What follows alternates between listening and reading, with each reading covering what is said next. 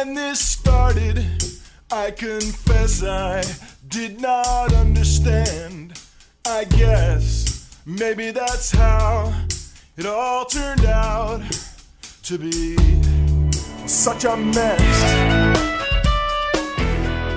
Welcome to the Teacher's Lounge, the space where we talk about difficult emotions, difficult experiences, the interactions that turn out to be such a mess and can too easily lead to burnout.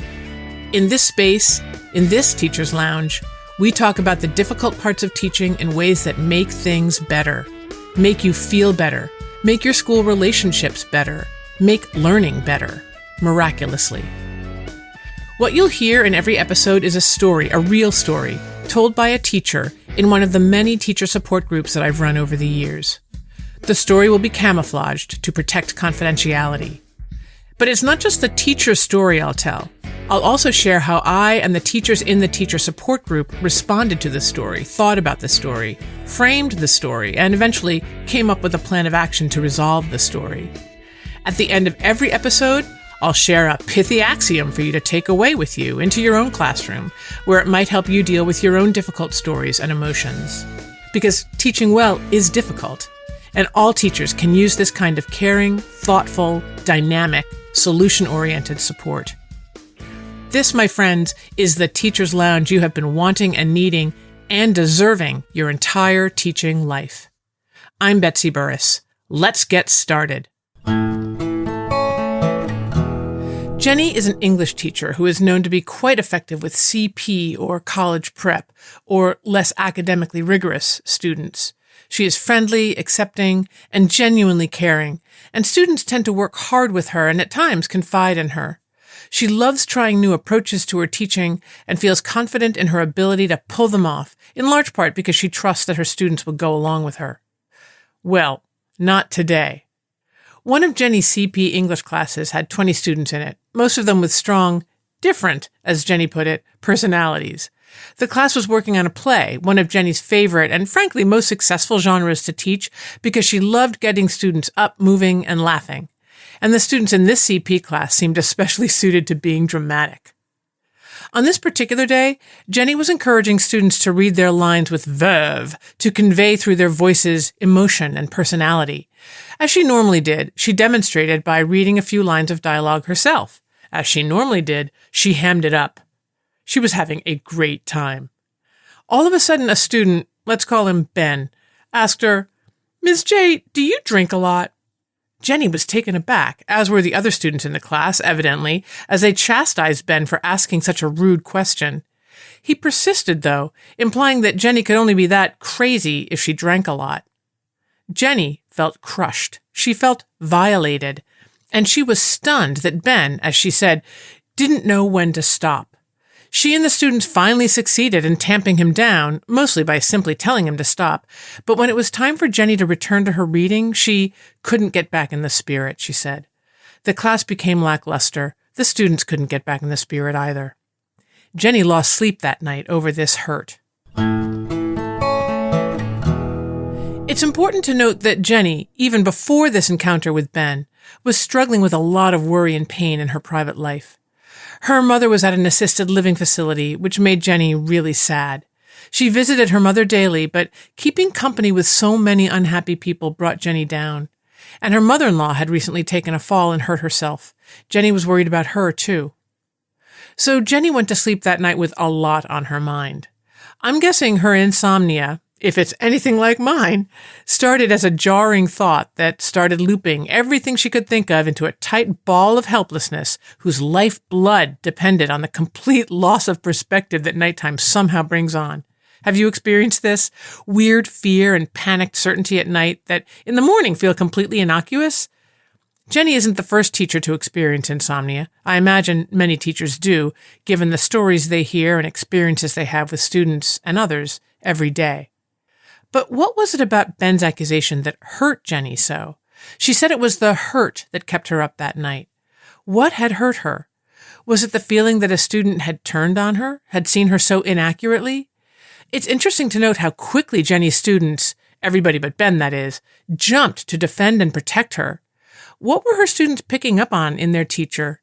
Is it possible that Jenny, whose mother was no longer able to offer her much love and recognition, took Ben's comment so personally because she relied on her students to know and accept her? These guesses, which of course could be wildly inaccurate, are aimed at what I call the emotional bedrock of Jenny's experience with Ben, the feelings, the emotions she had that somehow contributed to her insomnia. Emotional bedrock is often overlooked because, well, why? Because we tend to overlook and dismiss our emotions, I guess, because we prefer that they stay invisible to us, because we consider them useless or extraneous, or because we don't know what to do with them, or because they can be so bloody bothersome. So we either deny our emotions or push them away, which is, in my view, a very bad idea. It's also possible that the content of Ben's accusation, his belief that Jenny was drunk or had been drinking, also struck a chord in Jenny. What was her relationship with drinking? Was her sense of having been violated by Ben's comments evidence that, rather than feeling seen inaccurately, she felt accurately seen? Did his fear of drinking mirror a similar fear in herself? I don't know, but Jenny does. These are questions she could have asked herself as she unpacked her upsetting experience in class with Ben.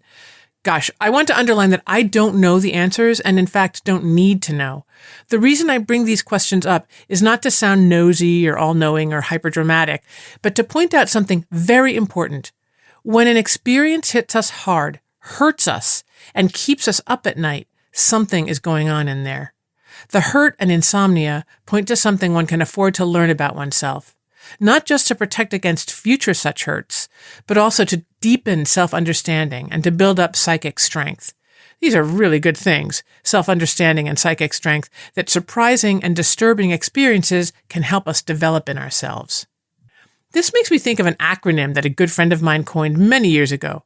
The acronym is AFGO. If you don't want to hear swear words, cover your ears right now, because here's the phrase behind the acronym: another fucking growth opportunity. AFGO. That's what Ben handed Jenny. Wondering what her own response to his comment meant about her needs, her legitimate needs, I want to add, because it's a rare need that isn't legitimate, was good work Jenny could have done on her own or with a therapist or some other devoted carer with a psychodynamic bent. Whatever understanding about herself Jenny came to would have pointed her towards really targeted self-care and moves or changes she could make to be cared for, which would be super helpful short-term, of course, but as she continued to apply her self-understanding going forward, it would be super helpful long-term as well. Thank God for AFGOs. So the work I just described that Jenny could have done is not the work of a teacher support group. TSGs are not group therapy. We don't want to know about your mother, except for how she's doing in the nursing home, or how you're reenacting the Oedipal complex or whatever. TSGs are about helping teachers analyze the data they bring to the group and then make plans for what they're going to do in the morning when they walk back into the classroom. But the work of TSGs is unabashedly, unapologetically, exclusively psychodynamic. It's about understanding emotions and relationships. It's about wondering about content, what Ben said, as well as the emotional bedrock, what Jenny's hurt was all about. So what did Jenny's TSG do to help crack open this case? One teacher, we'll call her Margot, shared a similar experience to Jenny's. The way she handled the accusation of being a drinker, amazingly, this appears to be a common allegation by students, was to turn the question back on the student by saying, usually when people accuse others of drinking too much, it's because they're especially interested in that behavior themselves. Margot's suggestion was that Jenny talk to Ben about alcohol and drinking. But Jenny rebuffed the idea because she didn't feel she could revisit his accusation at this late date. Another teacher, Celia, took on the role of amateur psychologist, as she put it, a role that is welcome in these groups because that's what psychodynamic analysis requires, not psychotherapist, note, or psychoanalyst, but amateur psychologist. Celia took on the role of amateur psychologist and wondered if Ben was out of his comfort zone because he had encountered drinking-inspired craziness before. Maybe, Celia suggested, he associates craziness, even if it's innocent hamming it up, with drinking. The teachers in the group, especially Jenny, thought this sounded right. Margot brought up Jenny's mother and mother-in-law. You're feeling a lot of stress, Margot said, and you're being exposed to a lot of sadness and loss. Feeling vulnerable in their private lives makes it a whole lot more likely that teachers will take students' thoughtlessness personally, the group agreed. So did Jenny. I was thinking about anxiety. When it comes to enactments or people's acting out, it can be really helpful to ask, where's the anxiety? Because one way of understanding acting out is as discharge, a way of getting rid of overflowing bad feelings. And anxiety is a useful synonym for overflowing bad feelings. So I piggybacked on Celia's interpretation that Ben somehow associated craziness with drinking by suggesting that Jenny was bucking the norm by being so crazy in class. In stark contrast to the sadness Margot mentioned, Jenny was having fun for a minute. But his teachers going out on a behavioral limb might have made Ben anxious, for whatever reason, possibly those suggested by Margot and Celia. One way people deal with anxiety, those overflowing bad feelings, is to clamp down, to exert control, to defend against their anxiety by, in Ben's case, ridiculing the source of the anxiety. That is, it appears that Ben deployed a defense against his anxiety, a defense called omnipotent control. Omnipotent control is a very common defense. Teachers use it all the time, right? When things start getting out of hand, when we start worrying that chaos is about to erupt, we tighten the reins. We contain. That's what I suggested to the group that Ben needed, to contain Jenny, for whatever reason. We don't need to know. We just need to make a good guess based on the data. So, containment. For me, this is a crucial concept. Another way of saying holding, which, for those of you who know me, is one of my favorite concepts. But let's stick with containment for this story, as I think it might work best. Here's why. One of the first things to think about when trauma has occurred is containment. That is, staking out a space within which the person who has been traumatized, the person whose physical and/or emotional membranes have been invaded, violated, punctured, can feel completely safe. A father's arms, a cozy kitchen, a therapist's office, a family, maybe a classroom. If, as Margot and Celia both wondered, Ben had a pre-existing bad relationship with alcohol, one or more traumatizing experiences, let's say, it would make sense that he would first interpret Jenny's behavior as dangerous because it was re-traumatizing, and second, try to contain it, to return the classroom to safety, to stop the crazy behavior, because he thinks, or probably more accurately feels, he knows where crazy behavior like that ends up. And by the way, this might be a role he has played before. Now that I think of it, in a way, Ben's attempt to control Jenny could be seen as a compliment to her. That is, he might have been returning her classroom to the safe zone he expected it to be, trusting that Jenny would accommodate his needs, needing Jenny to be someone who was not traumatizing, not crazy. I'm not saying he was conscious of this, but it's kind of a lovely possibility. The problem, of course, is that Ben's attempt to manage his anxiety, and possibly his re-traumatization, came at Jenny's expense. As Jenny told us, having her happy bubble popped so insistently felt crushing. She felt violated. Interesting that this word Jenny used to describe her feeling, violated, is the same word that often describes trauma. Of course, the bad news for Jenny and for every teacher is that being used by students for their own good at the teacher's expense is part of the job description, right? If teachers are developmental partners, adults who foster students' growth and development, and in my book, teachers are developmental partners, that is part of the job description, even if it's never written down, then teachers are going to be used by their students. They are going to be turned into objects that the students can use for that very growth and development, like emotional furniture that students pull themselves up on as they learn to cruise academically and relationally. I call this bad news for Jenny, not because being a developmental partner is bad. It's not. It's awesome. It's where the hope for education lies, I believe. What's bad about being a developmental partner is that when a student chooses to discharge his anxiety on you, as Ben did on Jenny, that can actually suck, especially when it keeps you up at night. The good news for Jenny is that she had a very supportive teacher support group to turn to. What did the group do? First, we acknowledged Jenny's particularly difficult personal reality, her sadness about her mother and mother-in-law, her shock and horror at Ben's relentless poking. And we made some guesses about Ben's possibly difficult personal reality, scary and destabilizing, traumatizing experiences with alcohol, perhaps. Next, we tackled the solution, not taking Ben personally, meaning that Jenny had a choice.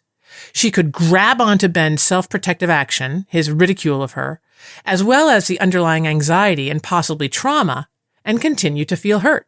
She could make his move in the classroom all about her. Or she could push Ben's feelings out of her and wonder instead what they meant about him.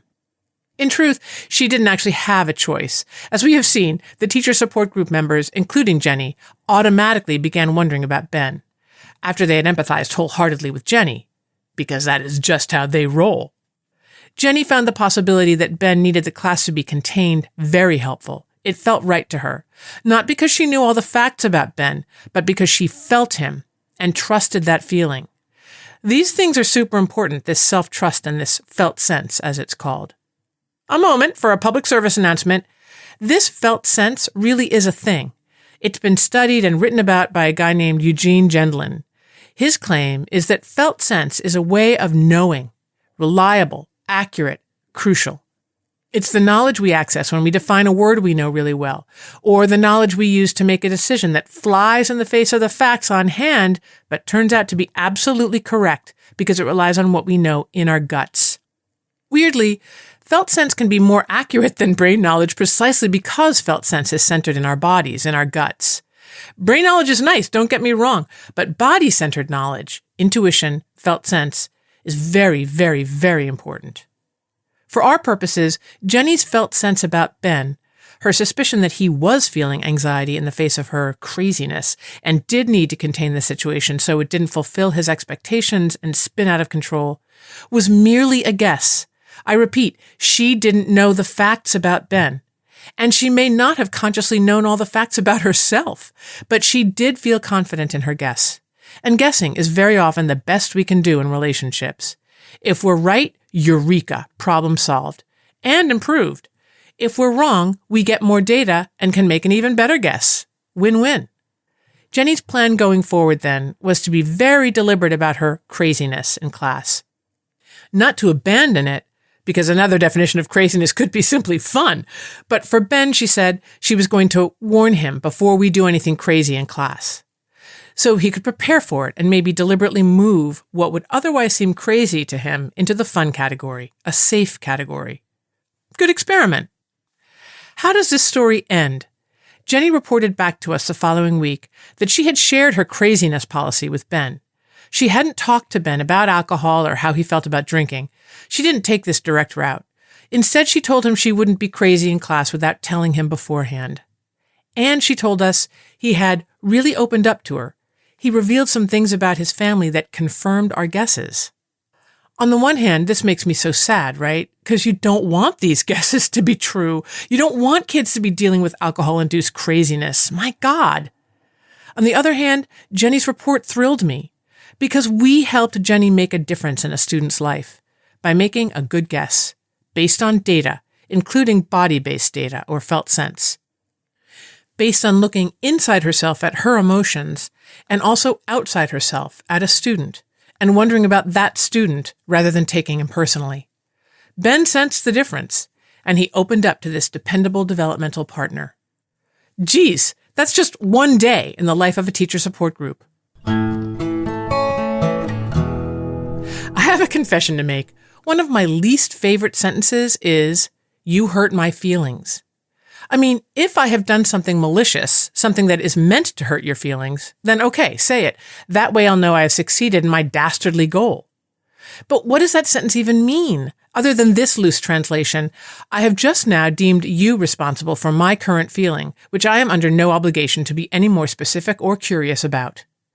But if I, your relational partner, haven't intended to hurt your feelings, what next? I can certainly say, "I'm sorry," but that wouldn't necessarily be true, would it? Not if I don't actually know why your feelings are hurt and what role I inadvertently played in activating them. Saying "I'm sorry" actually closes down the possibilities. It means there will be no more discussion, and you might just decide not to accept my forced apology, which turns the whole thing into a weird power play that no one, not you, not me, ultimately gains anything from. But what if I, your relational partner, said to you, "Really, why?" and worked with you to figure out what's underneath the hurt, what meanings you attributed to my actions, what unhelpful and possibly inaccurate interpretations you made, or what accurate interpretations you made of my actions, which I could then own and genuinely, powerfully, truly apologize for and learn from. This is what it means for me to not take things personally, to turn the sentence, "You hurt my feelings," into curiosity, into the very good possibility that my hurt can be defined more succinctly, which can then teach me good stuff about myself and about the person who gave me the great gift of feeling hurt, the great gift of AFGO. Ha ha! So a great axiom for this story is, don't take students personally. Taking students personally is just too distracting. It hurts. It drains your energy and keeps you up at night when you, of all people, need your sleep. If you're thinking, I feel like I've heard this axiom before, you are correct. You get a gold star because you have heard it before. In episode 6, the story about Robin and the students who blew and therefore pissed her off. In this same vein, another good axiom for this story is this one, which you heard in episode 5, the story about Sally and her squirrely class. Classrooms are containers. But this story introduces an interesting dimension to this axiom because this story introduces the element of trauma. That is, Ben's trauma, which he revealed to Jenny after she had shared her policy on craziness with him. He totally needed Jenny's classroom to be a safe, reliable, reassuring, non-re-traumatizing container for him. Thing is, Jenny had no way of knowing that, right? She didn't know about Ben's trauma when she was acting all crazy in class. The way she found out about the trauma was through Ben's acting out, his behavior that hurt her, the hurt she then examined with her wise and wonderful teacher support group, which then led her to craft a policy about craziness that she then shared with Ben, at which time he talked about his trauma. See how that works? It's not a step-by-step approach to trauma-sensitive teaching. It's an embodied approach to trauma-sensitive teaching, one that relies on felt sense and emotional and relational data. One that leads to collaboration with the students who need your understanding and strong, safe, containing limits in their classroom. Okay, so that's another axiom I could use for today's episode, but I'm not. Here's the one I'm going to use. Do take your feelings seriously. Don't take your students personally, but do take your feelings seriously. Honor your felt sense. Honor your instincts. Shout hooray at every AFGO. Welcome your feelings as data. Notice them, wonder about them, interpret them. Working through emotional and relational data towards clarity and understanding is both immensely relieving and fortifying. This work makes you stronger, better. Contrary to what so many people seem to believe about feelings and emotions, which are apparently, to them, better left unseen and unexamined. Wrong. Rather, consider this emotion work, the work of taking your feelings seriously, data-driven instruction, emotional and relational data-driven instruction. Just as important and possibly more edifying than the other kind. I want to thank the teacher whose story I just told, You Know Who You Are, for their generosity and wisdom and commitment to becoming an ever better teacher. You rock. Here are 2 more people who rock. My endlessly patient and talented audio editor, Julian Andrekai, and my brother, Tom Burris, whose song Lifetime from his amazing album Jabbering Trout, you've got to check it out, ushers us into and out of the Teacher's Lounge. Also, my editors, May Burris-Wells, Brad Wells, Julia Bowen, Kim Nickel, and Geraldine Shun. Thank you, one and all. If you are a teacher with a story, I'd love to hear it. You can contact me at my website, teachingthroughemotions.com. That's one word, Teaching Through Emotions, and you spell through the long way, no shortcuts. Click on the podcast, then on Let's Get Started, and send me an email. I mean it. Suffering in silence gets you nowhere. Telling your story is a first step towards understanding and relief. Contact me. Come on into the Teacher's Lounge. You will feel better.